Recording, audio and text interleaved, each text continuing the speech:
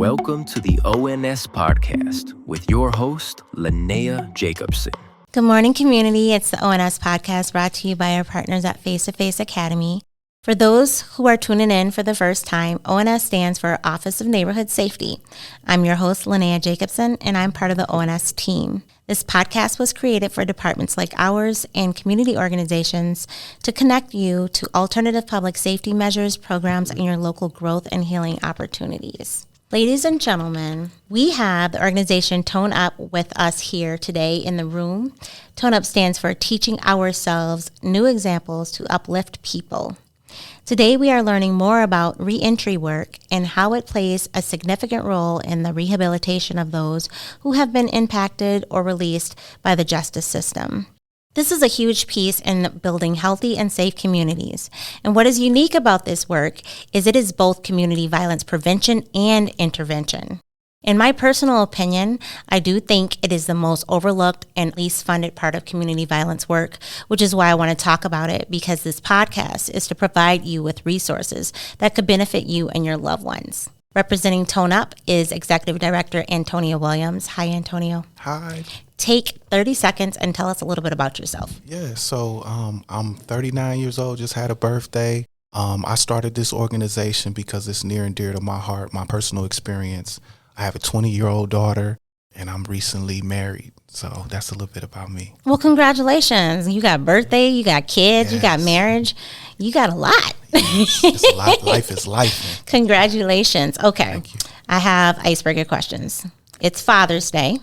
Are you a church guy? And are you grilling? Or are you packing up the family and going to the moms or the aunts for the day? So we got a member, one of our comrades with T.O.N.E.U.P. He just hit us up and like, hey, we're going to do Father's Day in the backyard, get some grills. Okay. So I think we're going to do that. Barbecue. Yeah, barbecue, had the fellas. Yeah. Yeah. There's always that thing where mothers get like taken out to the restaurants and all that other stuff and all the expense and the gifts and stuff, and then the dads get the barbecue. Right. But you know, the barbecues are good. They are. The barbecues are good. We don't need much. Next to Antonio is Co-Executive Director Leslie Alvarez. Hi. Okay, hi Leslie. Please take 30 seconds and introduce yourself. Yes. So hi, everyone, and thank you for having me here today.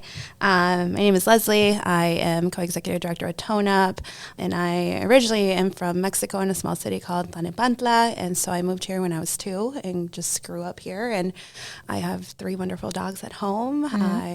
Antonio is actually my husband. And okay, see, look. You guys left that out. Yeah, we got married in November in Awesome. Hawaii, and so now I'm planning the reception, and so I'm very much running around working for T.O.N.E.U.P, but also planning this wedding. Oh, so sweet. Yeah. See, Antonio, you just got like 5 cool points. Right. Very Okay, exciting. Leslie, tell us about a time your dad embarrassed you or your uncle embarrassed you. Oh my, all the time. My dad had this thing where I grew up very like a guy. I always say my dad, I'm the son another son he had. And so he would do these things where he would have me wrestle or go and like fight my uncles because he thought it was so cool that I was so strong. And so one time we were in the backyard, it was Father's Day, and he's like, Leslie, go take him. And I'm like, Dad, I'm a lady now. Yeah, I don't like like to sweat and get my hair I don't messy. want to do that. Right. And so my uncle kept picking at me, and so I roared. And so I went and I wrestled, and I pinned him down. And my dad like, that's my girl. And I'm like, thank I'm not you. a dude, I'm not. Dad. Like, no. So now I'm like, no, Dad, I don't do that anymore. That's better than my story. I think one of my worst stories is when I fell on some hard times as a single parent, and I ended up having to move back home. And so, I was, going back home or whatever, and I was going out that night. I was going to go out with some friends, and my mom was there with the kids, and my dad has this yellow, like this really bright yellow robe. And I was trying to get back into dating or whatever, and I guess he thought I was going out with a dude or whatever. And I run out to the car where my friends are, and I look up, and he's standing in the window with that bright yellow robe on, and and he's got his taco meat. I'm just like, oh my gosh, why is he doing this to me? This is what I get for being like almost 30, moving back home. Last but not least, we have one of the T.O.N.E.U.P fellows with us, Jeffrey. Hi, Jeffrey. By now you know the routine. Give us 30 seconds. Ani buju omekagawa ndizuna kas Mrs. Agai Gan in Anishinaabe and Dunjaba. So I'm Stan in Beaver, and I'm from Mille Lacs Lake of the Anishinaabe tribe. I'm a community organizer with T.O.N.E.U.P. I'm also a fellow. I do beadwork, I do tattoos. I spend a lot of time with my family, as well as grinding it out at work. We're trying to reach out and help people. That's what we do. That's awesome. I'm going to have to get your contact for tattoos. Name one thing that all dads do that is annoying. I don't know. Apparently, I tell jokes that are bad. Oh, yeah. Dad jokes. They're the best. Oh, my gosh. They're the best. We Dad love jokes. dad I feel stupid, though, because my husband kind of tells the dad jokes. And it's funny to me because I'm this old where I grew up in the era of, like, Three's Company. So, like, all that, like, old 1970s quirky, dumb humor is funny to me. Like, if somebody pretends to fall, I just laugh so hard. I'll be the only one laughing. So, yeah, dad jokes. Okay. So, let's start with you, Antonio. Tell us about T.O.N.E.U.P and why it is important to start an organization like this. Yeah, thank you for the question. So, T.O.N.E.U.P is a reentry organization, and it's one of a kind, honestly. So we're a justice impacted led organization. So it's other people who have already gotten out and who are navigating the reentry process, who are helping other people do the same thing. Okay. So the relationships that we've created and we've built through our own personal reentry journey, we leverage those relationships to help other people. So, for example, when I came home June 22nd, 2020, after serving 14 years and 2 weeks in the Minnesota Department of Corrections, I needed a place to go after leaving the halfway houses. And I found a place after just doing a random application online. They saw my background and they said, still, I'm going to give you a shot. I made sure that after I got up out of that apartment, I maintained that relationship with that landlord. And I said, hey, I just started a program. I'm vouching for other people because they've gone through our program. Can you give them a shot at housing? Right? And so leveraging the relationships to allow a network to be built.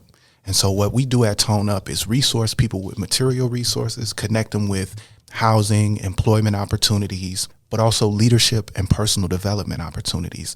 So helping people become their best selves, helping people learn how to articulate the experiences and the struggles that they've gone through so that it's no longer a hindrance. It's not a scarlet letter on their name.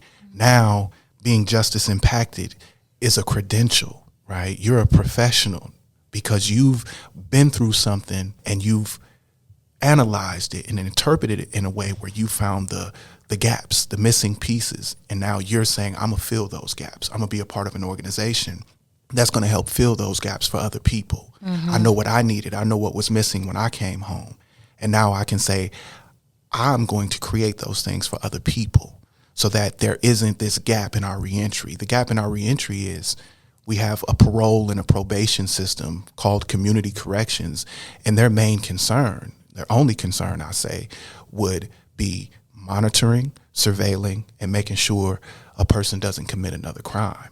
Nowhere in there is it, let's make sure we're connecting a person with a resource. Let's make sure that me as the parole officer or the probation officer, I know what jobs hire felons. I know what places rent to felons. Let me compile a list of those. And so when my caseload comes to me, I know exactly where to put them to make sure that they're stable, to make sure that they have the opportunity to take care of themselves and their families. Amen. So that doesn't exist, and that's what we created. And that's what T.O.N.E.U.P is about. And that's why I wanted you guys on here, too, because I was reading your pamphlets, because we had a stack of pamphlets that came to our office probably I want to say 4 or 5 months ago, and I can't even tell you who brought them in, but they were sitting there on a table, and I said, well, I want to take some of these. I want to see what this organization is about. And I feel like this is so important because, like I said, I feel like this is not talked about enough. There's not enough organizations like this, and these organizations are not being funded. And I don't think people realize how much this plays value in rehabilitation. Absolutely. And making sure that things stay safe and things stay stable for these people that are coming back into society, right? And these are our dads. These are our brothers. These are our sisters too, but mostly our young men and our young men of color. Absolutely. And that's why I wanted to definitely get you guys on for the month of Father's Day, because there are going to be people listening that they know who could take advantage of these resources. Like I said, there are dads, there are uncles, there are our brothers, they are our neighbors. And it's really, really important. And I feel like you've already answered this question, because my next question was, what problematic need are you serving? Do you want to expound on it just a little bit? Yeah. Go ahead. I think so. In that same vein, right? Stability is safety for justice impacted people coming home. When you come home, many of the times you're in crisis. You're in a state of urgency, right? You don't have a place to stay. You don't have clothes. You don't have food. And you're trying to figure that out. But you got people who are depending on you still right away, just like you have to continue to pay taxes. They don't care if you got a job or not. When taxes come around, you got to make it happen, right? So if you're coming home in a state of urgency and crisis like that, every potential roadblock is a roadblock that could send you back. Yep. Send you back to prison, send you back to substance use, send you back to violence, unhealthy situations, right? And so it's so important for us to have something that eliminates those risk factors of going back to a place that led you to prison, led you to further traumatizing situations and experiences. What we're doing is creating not just an alternative, but we're transforming the system. We're creating a system that is not just responding to trauma in a punitive manner. That's what our reentry model does. Oh, you ain't found a job yet? We got to send you back to prison. How's that going to help a person be successful, right? You haven't found a place to stay? Well, we got a place for you. It's called prison. How is that helping anybody? So in the advancement of rehabilitation, it's not just about rehabilitating from that original mindset that got us in there. We now have to rehabilitate from the experience of prison itself. We also have to rehabilitate from the journey of transitioning from prison itself. Yep. So this is why in those nuanced things that are just kind of vaguely mentioned in reentry and in the process of post-incarceration, we need to get down to those nitty-gritties and say, this is what it actually looks like. As people who don't know what reentry looks like, they don't know all of the struggles. They just know, oh, it's hard to find a job, find a place to stay. But what about the mental health? What about the wellness? Yes. What about the family dynamics, relationship dynamics? These are the things that we are also creating space for, so that people can come home and say, look, there's a space for me because the people there look like me. They identify with my experiences, and they're not looking at me as a problem that needs to be fixed or done away with. They're looking at me as a part of a community, a part of a family that needs to be understood and that needs to be welcomed, because the biggest resource that you can give a person coming home is a connection, a network to other people who see them, who value them, and who care about their long-term sustainability and health and wellness. That's real. Jeffrey, I'm going to jump over to you really quick. Where did your passion from this work come from? Thank you. So I wouldn't say where it came from. I believe it's in me. It's in my DNA. It's in my bones. You know what I mean? So it comes from within. And I think that is all based on my spiritual beliefs. I believe in the Creator, and He's blessed me with many things. And my passion to help others, or my need to help others, to fill my cup, I think that goes hand in hand. Leslie, what about you? Where did your passion from this work come from? I feel like my initial passion came from my experience and not really knowing how to navigate it the right way, or quote unquote the right way. And so being an immigrant and being able to come to this country at 2 years old and then getting into some trouble at 18 because I just didn't know what I wanted or direction. And so that was just kind of like a underlining, knowing that I wanted to do more, knowing that I wanted to advocate for my people. But ultimately it was my husband. It was when we came together, that was his story. And he had this idea of this organization. And at first as his partner, I didn't really know what T.O.N.E.U.P was or what it could be or this vision he had. And it just didn't click for me. And I would ask him questions like, what are you trying to do? Like, what's the vision? And I struggled with it because I'm like, these white people aren't going to like hire us. Why are they going to glamorize, our stories? And why are we going to go in these spaces and talk about what we've endured and they just was like, this is not going to work. And then one day it hit me. And I was like, wait, you're trying to do reentry like this. And then from there, it was like a fire ignited, like the blue flames came out, not the red ones, not the blue ones. And after that, I took off running and I'm like, and we can do this. And then we do this. And he's like, you're ready. And so ever since that day, I wanted to show up for my husband. I wanted him to know that he's got a partner who's going to advocate and fight right by his side. And although I was blessed to not serve time, I was still impacted. I was on probation for 4 years. I felt humiliated. I felt just lost. And so the way that he speaks about his story and empowers young men and women, it reignites that fire every time we do this work. I love it. I need one of you guys to define the 3 key points of land, develop, and launch, because I saw that on your website. Tell me what that means. Either one of you guys can take it. Any of you guys? Yeah. So you're going to see our website go through some changes right now. We've brought on a chief marketing officer, which happens to be my older sister too. Shout out to Felicia. She's amazing. She's doing amazing work. Keep the money in the family. Yes. Right. That part. Yes. Yeah. But land, develop, and launch is part of our theory of change within the organization. And what it simply means is, in the reentry world, we want people to come and land. They're going to land regardless, right? Where are they going to land? We want them to land with us or a space like us.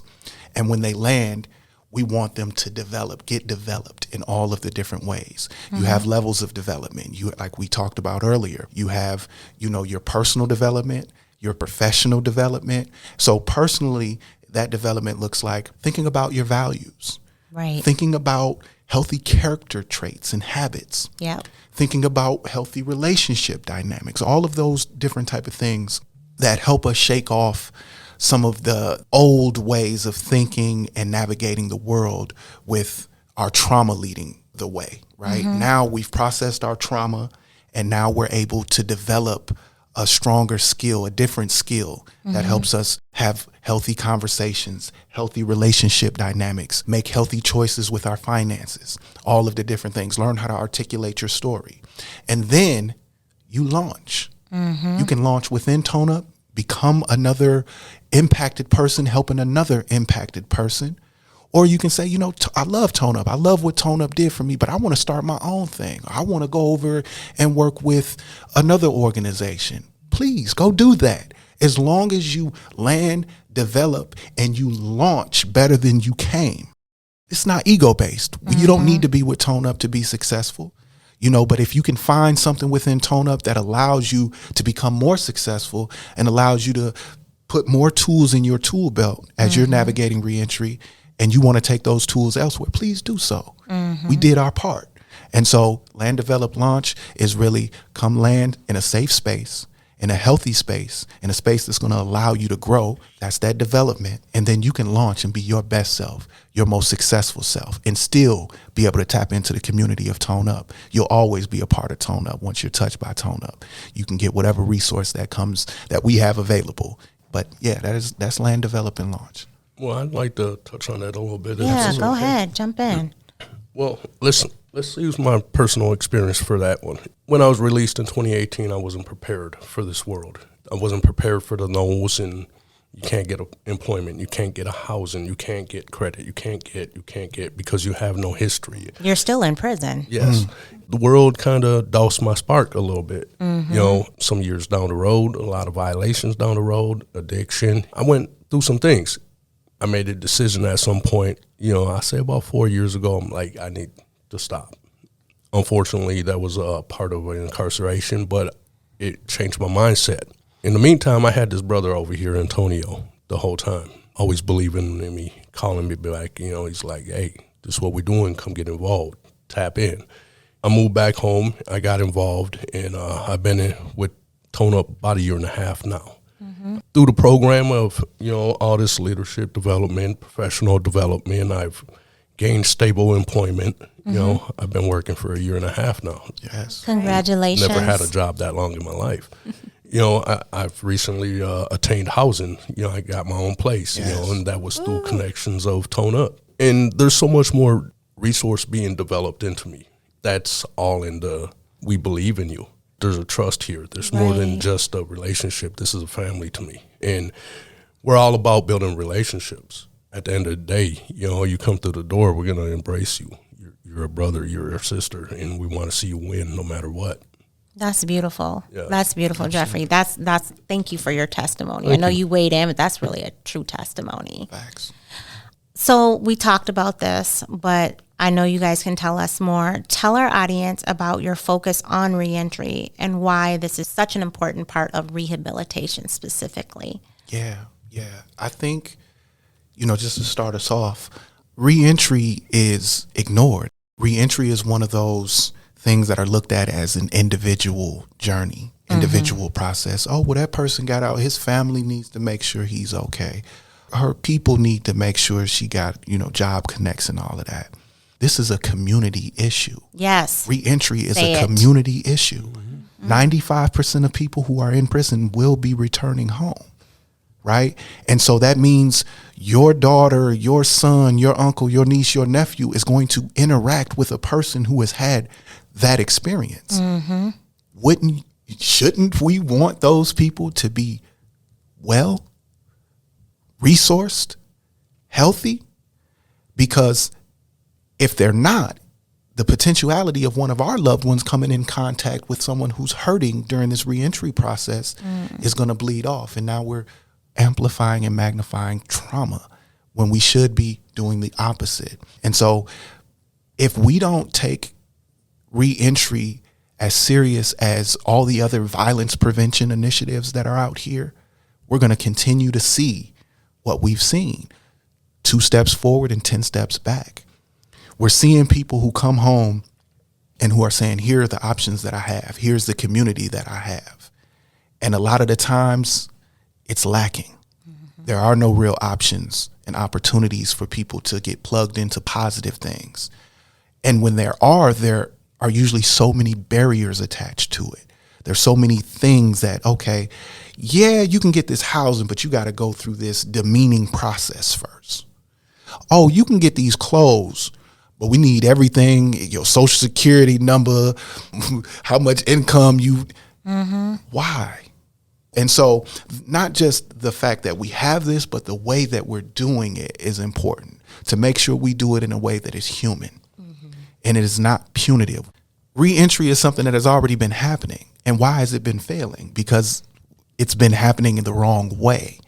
Why are recidivism rates the same as they've been since the early 90s and all of that? Why? Because you haven't tried something new. And what we're saying in reentry, we need to try something new, something transformative, something revolutionary. Put reentry in the hands of the people who have already reentered and have been successful.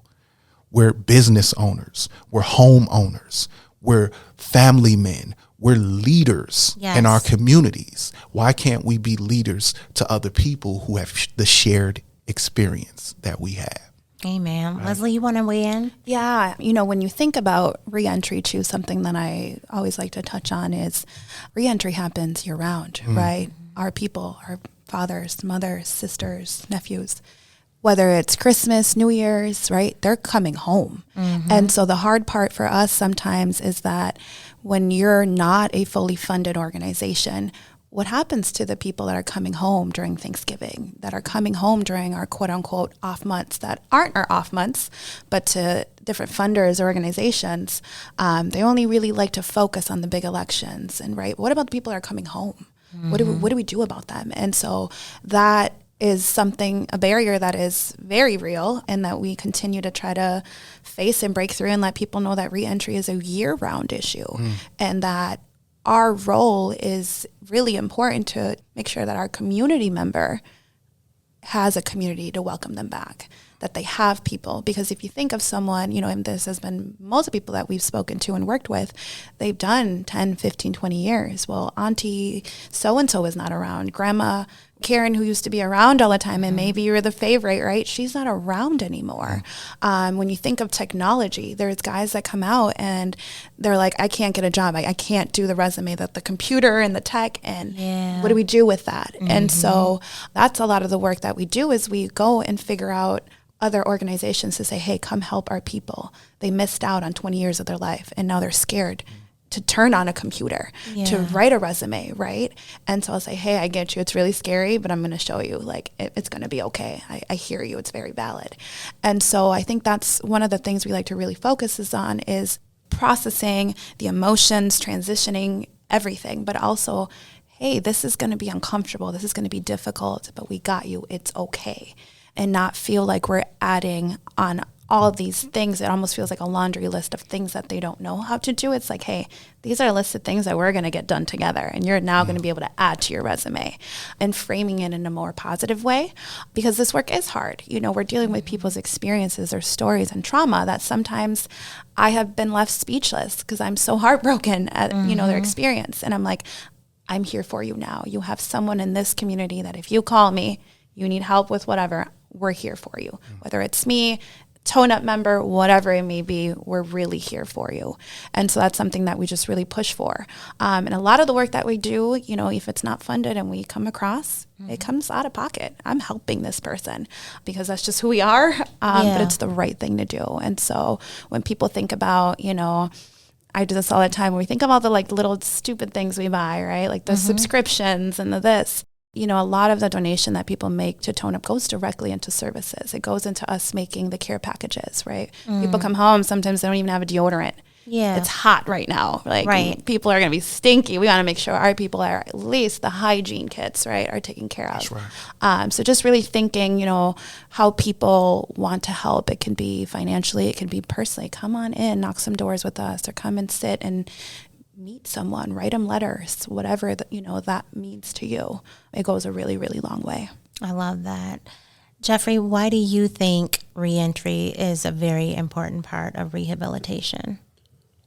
For me, I can only personalize. Yeah, you know go ahead. I mean? I can't speak for the next. You know, I know that a lot was forgotten. There was a left to be desired. I have these aspirations in my mind. I'm kind of amped up by getting good grades in college, and developed some skills, you know, through the time. And I'm like, okay, cool. I'm gonna get out. I'm gonna go to college, and this is gonna happen. And I'll get a job, and I'll be able to get my own place. And none of that happened. So I wasn't given options of, okay, check these out. We got all these workshops that can develop you professionally, your leadership skills, or we got a team that will spend some time, whatever the case is, you know, just giving you some time.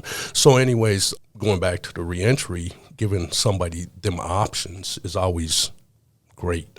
You know, somebody just to walk with you to say, hey, we got this with you. You know, that's what we do. We're doing our best to do that for those that, but it always goes back to, can we get enough funding to put on more workshops, to have more people get involved in these workshops, to get it out there like, hey, we got this going on. You know, we do employment training as well. That's going on. Let's see what else we got here. Like, I've been chosen for fellowship, the liberation of leadership. And for me, that's amazing. It is. It's amazing because it goes back to the launch. You know, I'm getting ready to launch, and I'm being patient, and I'm working hard, and I'm like, hey, I'm not ready for that. Why? Because it's all new. But in the same breath, I'm very much ready for it because of the network we built. That's right. Yeah. They prepared you. Most definitely. How does T.O.N.E.U.P assist with violence prevention and crime reduction? Yeah, I think, like, again, back to the beginning, we are, and I don't think it's seen like this, but we are a crisis intervention organization. Yes, if you think about are. it, right? If you really think of, like, when we get a call from somebody who just got out, they're in a state of crisis and urgency. They need housing, they need food, if you can address those needs, you're preventing a violent situation from happening. You're providing safety for your community, right? And you're doing it in a way that is much more human than all the other systems that are out here. Because you're connecting with a person. You're not asking a person to do something to get a resource. Only thing they got to do is show up, right? And a lot of the times they're not even showing up. We're showing up. We're going to the halfway house and finding them. We going, you know? And so we're contributing not only to public safety, violence prevention, but public wellness, community wellness. When your community is well, you eliminate those volatile situations that arise. Many of the things that, I'll speak for me, my crime was out of me feeling like I had this thing that I needed to do to be a part of the community. Okay. Right? And a lot of that can be said for a lot of our young black and brown men and boys that are out here being a part of gang life.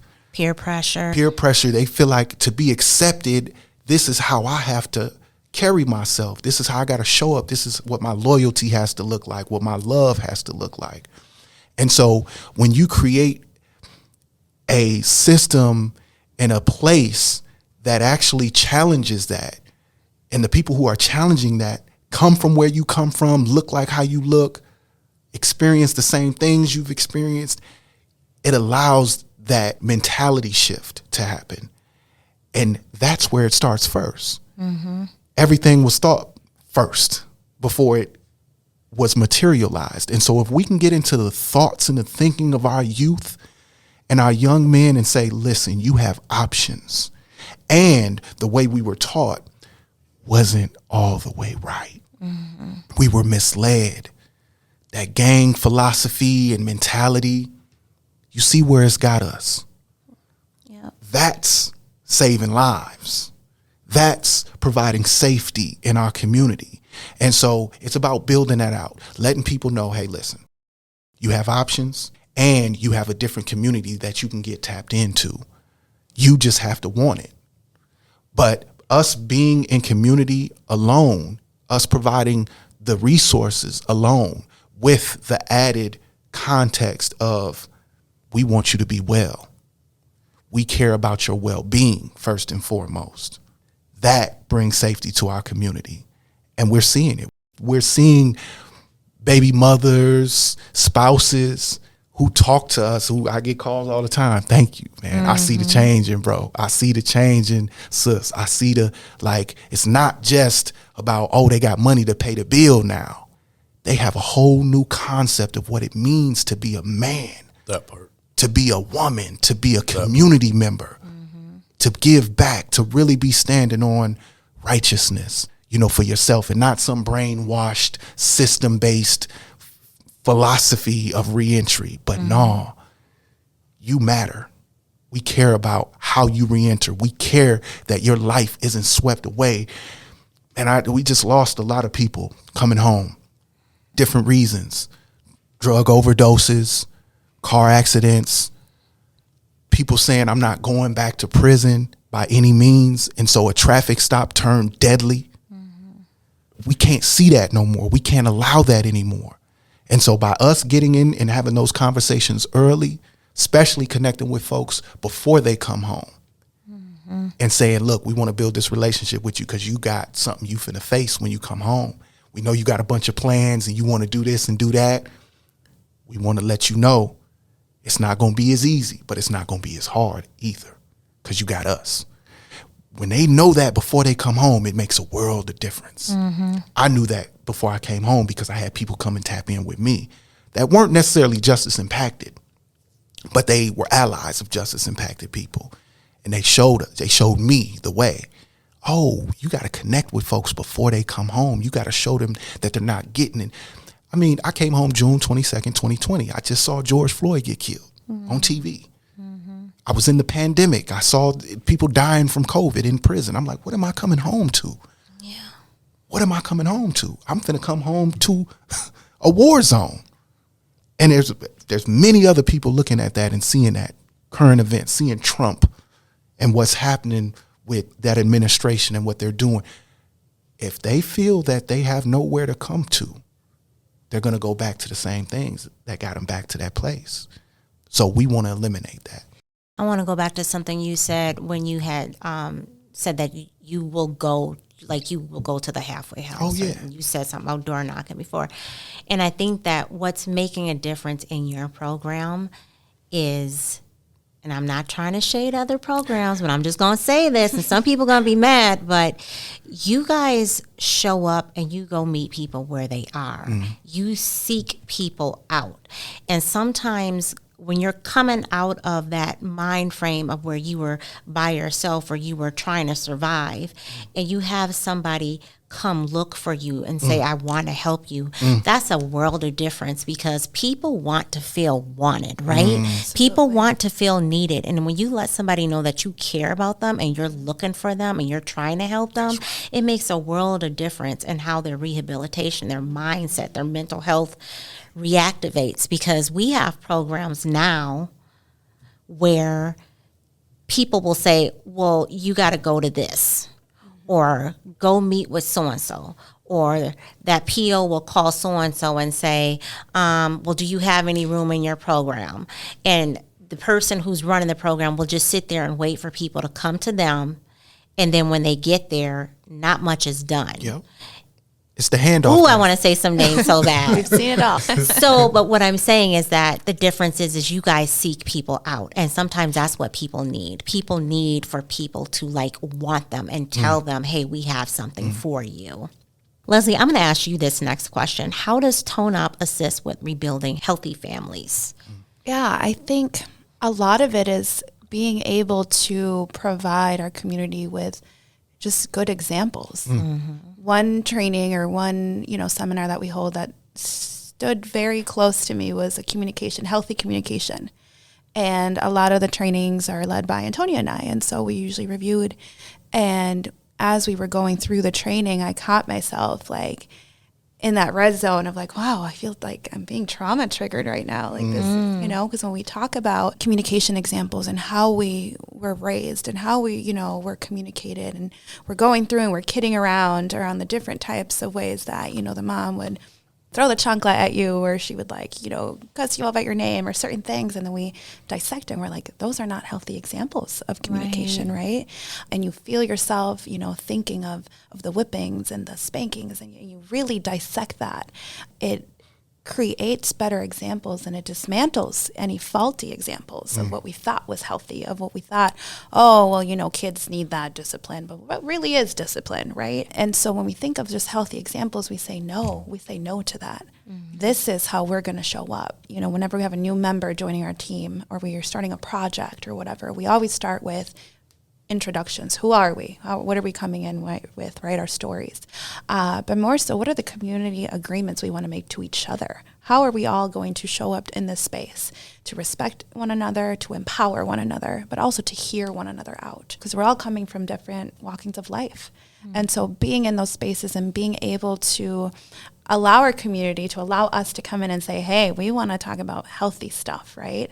Even something so simple as eating healthy is extremely hard. You can ask me, I've been struggling with it.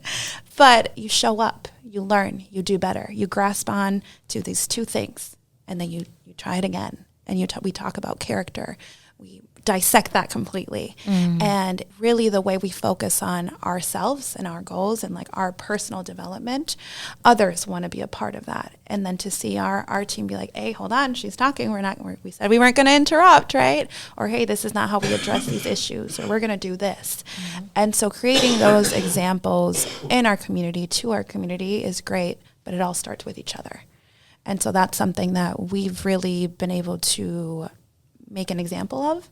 and holding these seminars for our community, I think is something crucial and something that we need to continue to do. While I have you, I'm just going to jump right into the next question because it's going to be a little bit of a round robin. What are your goals as an organization with assisting the city of St. Paul with our overall endeavors of violence reduction? It's a long one. How much time do you have? I think the main thing is, a goal of mine is to empower the city of St. Paul. This is our stomping grounds. We're right up the street off of Maryland. And so I think, a dream or goal of mine would be to have a T.O.N.E.U.P office here and, off of Arcade or very, very close. St. Paul voters actually have the lowest rate in participating in local elections. Right here in this neighborhood. Yeah, right in this neighborhood. And so my goal is, I'm going to double that. We're all going to go out there and we're going to vote and we're going to know about T.O.N.E.U.P and we're going to know about the resources that we have, because when we're tapped in our community, we feel safe because we know we are each other's community. And a lot of times people are just afraid to say hi. People are afraid to just be kind and say and wave and smile. That's what my husband taught me. Whenever we're walking down the streets, he's greeting anyone. Especially, you're that guy. I'm that guy. I'm that guy. Yeah, especially the Black and brown identities. Yeah. He'll be like, hey, how are you doing? And I love that. And I try to do that. And, there's them, they're like, hey, how are you doing? I'm like, I'm good. Yeah. And I feel good. And so showing those kinds of examples in our community, it's like, hey, I live here, right? And I'm going to have kids here. And I have neighbors who have kids. And our people coming home, they're going to interact with our people. And so we got to make sure that people just know that we're here. And so a lot of the work that I love that we do is, even if we're on any political campaign or any project that funders are like, I want you to do this, and it's very transactional, we're very like, okay, we'll do it, but we're going to do it our way. We're not going to go up to someone's door and say, hi, are you voting? We're going to say, hi, I'm with T.O.N.E.U.P. We're just checking in. How are you doing? Yeah. Do you know about us? Oh, you don't? Well, hey, we offer resources. We can connect you with so-and-so. Do you have any family members, any loved ones? Then once we do the initial, hey, we're here for you. All right, so let's talk about voting. What are you doing? But the most important thing to us is making sure that our community knows that we're here and that we are doing this work, and that you have this organization with open arms, that we're waiting for people to get involved, both impacted or not, but we ultimately need each other to make this community safer. Antonio, what about you? Yeah. You want me to read the question again? No. Okay. I got a whole lot I want to say on that. I'm going to say what's first. Let me see. No, I think, honestly, what I want to do for St. Paul specifically in this neighborhood, the east side, for sure, is I want to eliminate that there's a bias a little bit, right? We see Minneapolis get flooded with resources in the organizing spaces, and St. Paul kind of gets ignored. We don't hear the same level of urgency, the same energy around organizing spaces when it comes to St. Paul, and I don't like that. You better say it. I don't like the competition that there seems to be amongst. What is this? The old, and I'm originally from Chicago, but I grew up in Minnesota, Minneapolis and St. Paul. And there has always been this beef of St. Paul don't mess with Minneapolis. Minneapolis don't mess with St. Paul. I love Minnesota, period. I love my people on the north side, on the south side, on the east side of St. Paul, the west side of St. all of y'all. And until we eliminate that kind of all of that division and divisiveness, we're going to see ourselves recreating problems and issues and have ourselves operating in silos, funding silos, and all of it, right? And so what I want to see is a strong ecosystem of not just violence prevention, but reentry, all of the things. And they're all in that same bucket, but we need to have them clearly outlined and uplifted so that we can show and say that we are unified in this fight. We don't see it as the south side and the north side, the east side and the west side. We are making sure that St. Paul is just as resourced as Minneapolis. That's right. Because it should be that way. Yep. Right? Because my freedom is tied to yours. St. Paul's freedom is tied to Minneapolis's freedom. And so we're going to stop acting like we don't need to be out here saying each other's names and champion each other's causes. But like Leslie said too, I want to see an office over here. We want space over here. We want the city of St. Paul to also recognize us, acknowledge us, and this is the great start. Oh, I want you over here. You know, and because this is our community. I bought my home a few blocks away from here. You know what I mean? We live in this neighborhood, and we want to bring resources to this neighborhood and support to this neighborhood, and we want to be welcomed just like we welcome our people. Amen. Jeffrey, what are your goals with assisting the city of St. Paul in our endeavors to reduce violence? Well, continuing to spread the word of what T.O.N.E.U.P does. You know, like I transport by public transportation right now. You know what I mean? So I have no problem, you know, letting people know, hey, you know, this is what's going on over here. You know, get involved. Whether that be a member, you know, if I see somebody that's doing a little bit better, you might want to, you know, go ahead and donate, help us out. You know what I mean? So community organizing, just getting the word out. You know what I mean? That's the best I can do at this point. Thank you for that. The city of St. Paul is working to rehabilitate, intervene, and provide safer neighborhoods. If you'd like to learn more about T.O.N.E.U.P and their programming or how you can donate, please reach out to them at info@toneup.org. If you'd like to learn more about Community First Public Safety and the Office of Neighborhood Safety, please visit us at stpaul.gov/ONS.